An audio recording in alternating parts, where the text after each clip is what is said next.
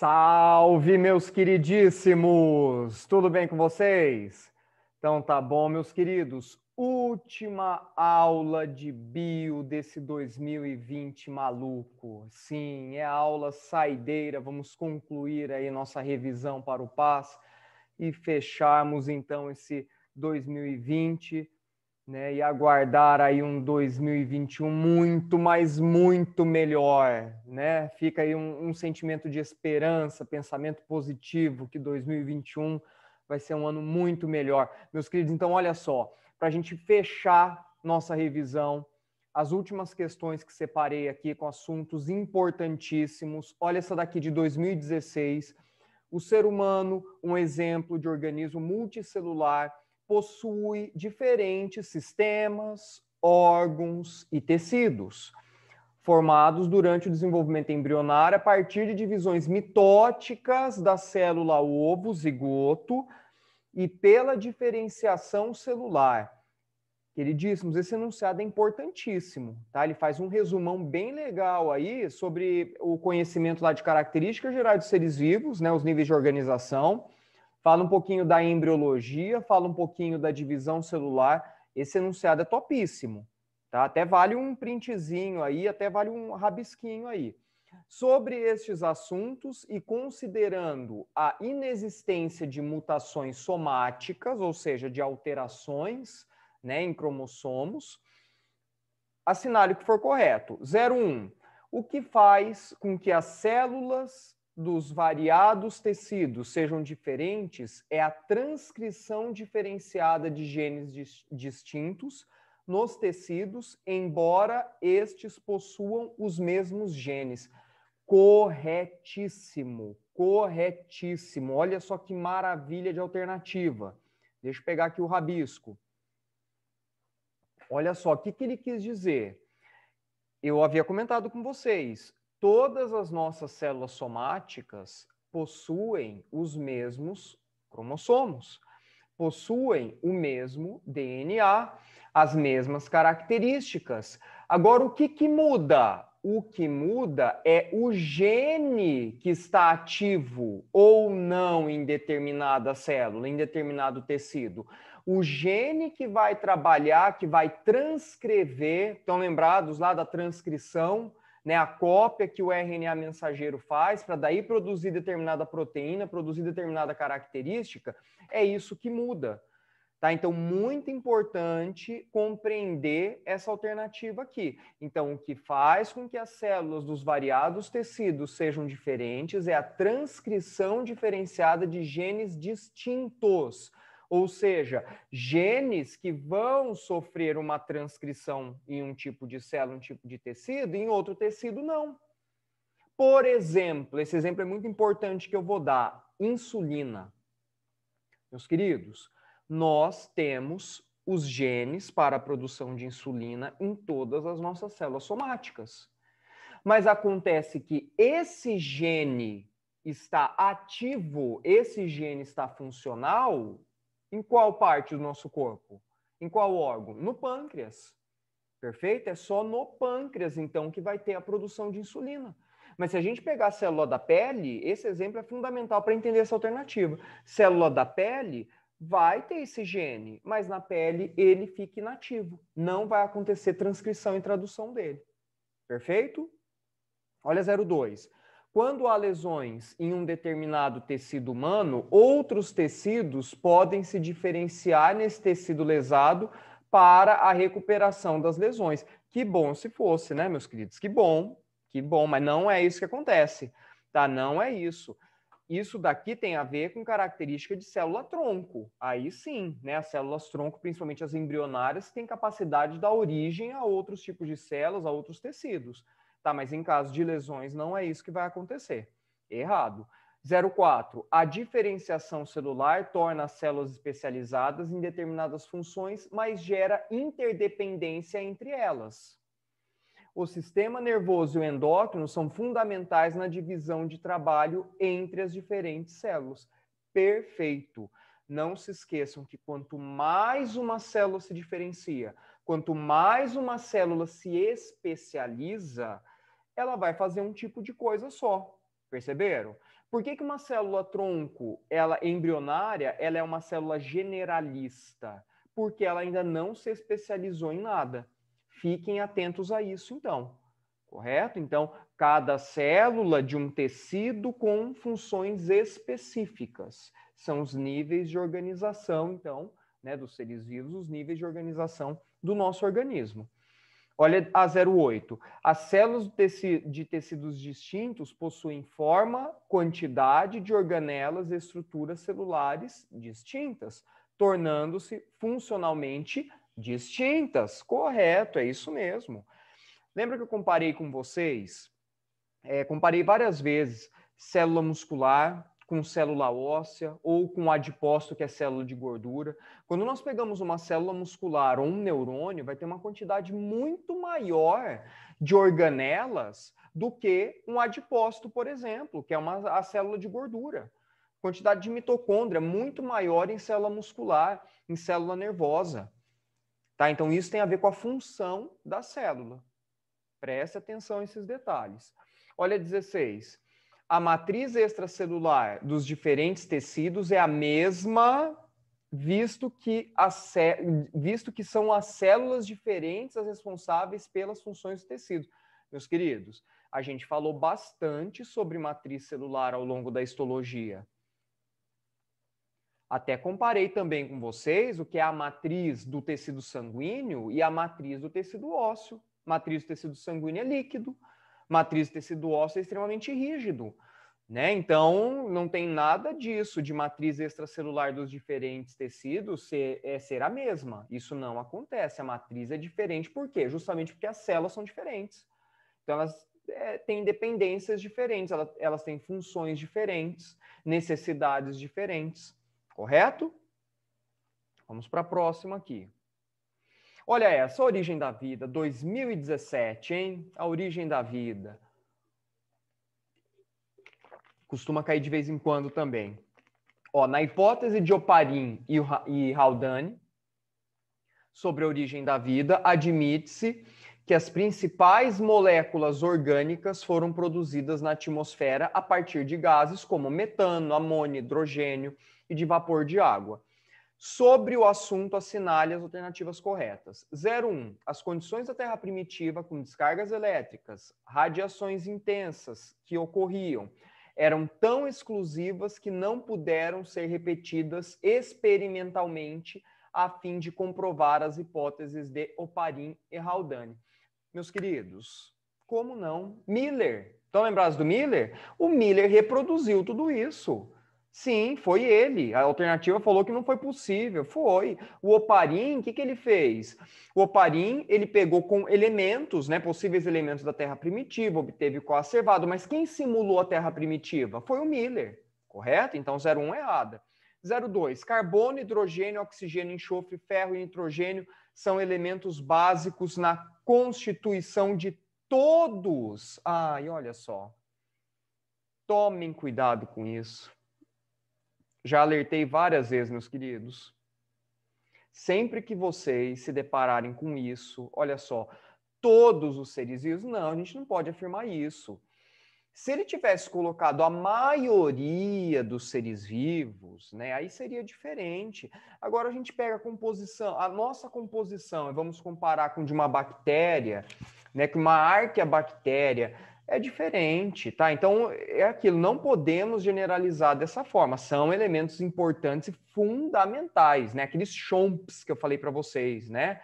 Carbono, hidrogênio, oxigênio, nitrogênio, né? O chomps, tá aqui o chomps, tá?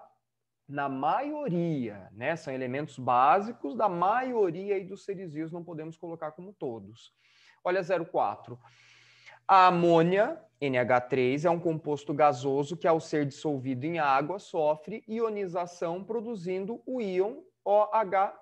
Perfeito, meus queridos, conhecimento de química aqui, tá? Fizeram um gancho com a química, como havia dito para vocês. Adoram pegar aí assuntos que envolvem compostos, que envolve a composição da Terra primitiva, né, e fazer um gancho aí com a química. Fiquem atentos. 08. Metano e água são moléculas polares pois o vetor resultante de todas as ligações não é nulo, meus queridos. Também conhecimento de química alternativa errada. Olha 16, a formação de gases, a mudança de cor, a formação de sólido, a liberação ou a absorção de energia na forma de calor e a liberação de eletricidade ou de luz são evidências de que ocorreu uma transformação ou uma reação química. Show! Alternativa aqui completíssima, envolvendo as condições da Terra primitiva, né? Então, a formação de gases, mudança de cor, formação de sólido, liberação, absorção de energia, tudo aquilo que a gente conversou lá no comecinho do ano sobre as condições da Terra primitiva, né? Que possivelmente isso propiciou, então, a formação de células primitivas, né? De compostos mais complexos. Perfeito. Né? Então, é aquilo, é um indício fortíssimo de transformação, de reação química, correto? Muita coisa envolvendo química aqui, fiquem atentos, hein? Olha essa, de 2014, metabolismo energético. Os principais processos pelos quais ocorre liberação da energia armazenada nas ligações químicas dos compostos orgânicos são a fermentação e a respiração. Em relação à fermentação, é correto afirmar que, olha só, hein? Em relação à fermentação, ele quer saber da fermentação, então aqui embaixo. Muito cuidado, aquela dica que eu sempre dou para vocês. Destaquem o que a questão está pedindo, tá? Destaquem o que a questão pede. Então, ó, em relação à fermentação, tá? É fermentação. 01. O ATP atua no transporte ativo de íons e de moléculas através da membrana plasmática. Perfeito. Tá? O transporte ativo, trabalhamos lá um tipo de transporte através da membrana, recebe esse nome por quê? Porque ele vai contra o gradiente de concentração e gasta energia. Fechou? Corretíssimo. 02. A transformação da energia química do ATP em energia mecânica é um tipo de reação de síntese ou de adição. Não, meus queridos, não. Olha só, o que acontece? O que acontece? Transformação de energia química do ATP em energia mecânica. O que está acontecendo ali, na verdade, é a degradação, vai ser a degradação do ATP. O ATP, como nós vimos, ele é quebrado, tem aquela ligação entre o segundo e o terceiro fosfato, que ela é quebrada, e aí aquela energia é utilizada, né, numa forma de energia bioquímica lá pela célula, pelo tecido. Tá? Olha 04. O principal processo anaeróbico de produção de ATP a partir de substâncias orgânicas é a fermentação. Percebam que ele falou processo anaeróbico. A dica, eu alertei vocês, tomem cuidado, não podemos classificar a fermentação como um tipo de respiração. Tá? Então, corretamente aqui, eles colocaram processo anaeróbio. Ah, professor, por que mesmo que a gente não pode chamar fermentação de respiração? Porque não tem uma cadeia respiratória. Então, não é respiração, desculpa, não é um tipo de respiração. É um mecanismo, é um processo anaeróbio, aí sim, tá? Então, fiquem atentos a isso. Produção de ATP a partir de substâncias orgânicas é a fermentação utilizada por muitos fungos e bactérias que vivem em ambientes pobres em gás oxigênio. Show! Corretíssimo. Resumão legal da fermentação aqui. 08. A fermentação pode ser definida como uma reação de síntese ou de decomposição, pois nesse processo ocorre a oxidação ou degradação incompleta de moléculas orgânicas com a liberação de energia para a formação de ATP. Perfeito. Perfeito. Vai acontecer a oxidação, vai acontecer a degradação de uma glicose, de uma frutose, tá? Para a produção do quê? De um ATP, tá? De um ATPzinho lá. Na verdade, se a gente for pegar o saldo energético da fermentação, saldo de 2 ATPzinhos. Perfeito? Olha 16, a fermentação é o único processo de liberação de energia em certas bactérias anaeróbias, estritas ou obrigatórias, como as que causam o tétano. Meus queridos, perfeito, né? Apesar aqui, ó, que ele utiliza o termo único, né, que eu peço para que vocês tomem cuidado, mas nesse caso aqui está correto. O que ele quis dizer? Algumas bactérias, elas só vivem de fermentação. Só vive de fermentação. Existem os micro-organismos facultativos. O que quer dizer isso? Se tiver oxigênio, beleza, eu uso oxigênio.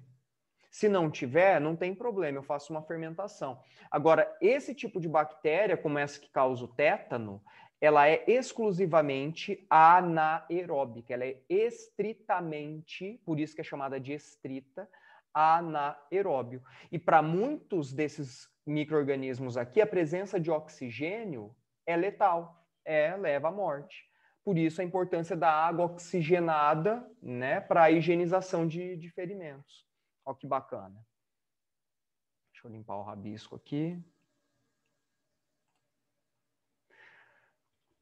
E para fechar, então, meus queridos, para fechar, olha só, essa sequência de revisões, histologia, né? A histologia, ao longo aí dessas 3 aulas, passamos por praticamente todos os assuntos, né? Trabalhando as alternativas aí, todos os assuntos listados para o PAS, primeira etapa do PAS. Essa daqui de 2014, os animais são formados por conjuntos de células que transmitem sinais, trocam substâncias entre si e exercem funções definidas, formando os tecidos. Beleza? Sobre os tecidos que compõem os animais, assinale o que for correto. 01, questão importante, um resumão aí de histologia, hein? 01, os tecidos conjuntivos, como o tecido adiposo, e os tecidos cartilaginoso e ósseo são compostos de células não aderidas imersas em substâncias extracelular. Corretíssimo. Olha só, os tecidos conjuntivos, como o adiposo, cartilaginoso e ósseo, são compostos de células não aderidas imersas em uma substância extracelular. O que acontece aqui? Quando nós falamos de células imersas, né, estamos falando, por exemplo, como o tecido sanguíneo. Né, o tecido sanguíneo que tem aquela matriz fluida. O que vai acontecer aqui? Essas células, por exemplo, no caso do tecido ósseo, elas vão ficar em lacunas. Cartilaginoso, né, os condrócitos, no caso do ósseo, são os osteócitos. Os condrócitos no cartilaginoso vão formando aquelas ilhinhas, as panelinhas que eu mostrei para vocês. Tá? Então, não vai ficar aderida, imersa lá numa substância extracelular. Ok? Então, correto. Olha 02. Os fibroblastos, células mais abundantes do tecido conjuntivo, produzem as substâncias da matriz fundamental e são importantes na cicatrização. Show! Meus queridos, fibroblasto, olha, guardem esse nome, anotem aí. É a célula mais abundante do tecido conjuntivo e uma das mais abundantes do nosso corpo. Para vocês terem uma ideia, fibroblasto é um dos grandes responsáveis pela produção de colágeno no nosso corpo. E o colágeno, nada mais, nada menos, é a proteína mais abundante, tá, no nosso organismo. Então, correto. Olha 04. O sangue dos mamíferos é um tipo de tecido conjuntivo constituído pelos eritrócitos e pelos leucócitos, células nucleadas que contêm grande quantidade de mitocôndrias. Opa! Aí não, né? Tava indo bem, meus queridos. Já errou ali a hora que falou que é célula nucleada. Né? Estão lembrados? Hemácia, que são os eritrócitos, ou glóbulos vermelhos, não tem núcleo. Tá? Não tem núcleo. E também não vai ter grande quantidade de mitocôndria, não. Tá? Não tem. Porque a mitocôndria, como nós já sabemos, demanda muito oxigênio, né? E a função de glóbulo vermelho é transportar esse oxigênio. Tá? Então, são os motivos pelo eritrócito, né? As hemácias ou glóbulos vermelhos, não terem um núcleo, por exemplo, né? Porque o núcleo demanda muita energia, gasta muito, consome muito oxigênio. Ok? Então, errado. Olha 08. A musculatura presente no estômago, nos intestinos e nos pulmões apresenta a mesma estrutura dos tecidos musculares cardíacos. Não, nunca. Nunca, meus queridos. Tecido muscular liso é aquele que nós possuímos nos órgãos internos. Tá? É o liso. Aí tem o estriado cardíaco, aí tem o estriado muscular, o estriado esquelético, desculpa. Tá? O tecido muscular estriado cardíaco, o nome já diz, forma o coração. Tecido muscular estriado esquelético, tá lá, é o voluntário, né? Bíceps, tríceps são esses. Então, 08 errado. Olha, 16. Os nervos, os vertebrados, são feixes macroscópicos, ou seja, grandes, como nós vimos nas aulas lá do tecido nervoso, constituídos por milhares de axônios revestidos por uma bainha de mielina. Show! Perfeito. Aqui um resumão legal sobre nervos, ok? Meus queridos, fechamos então 2020. Desejo a vocês um 2021 fantástico, tá? Para todos nós, que seja um ano muito melhor depois desse 2020 difícil, né? De muitas adaptações, de muita tristeza, né? Foi um ano triste, mas olha, 2021 vai ser um ano muito melhor, meus queridos. Força aí nos estudos, se precisarem me mandem mensagens aí, a gente vai se falando. Um fortíssimo abraço para vocês e até breve, meus queridos.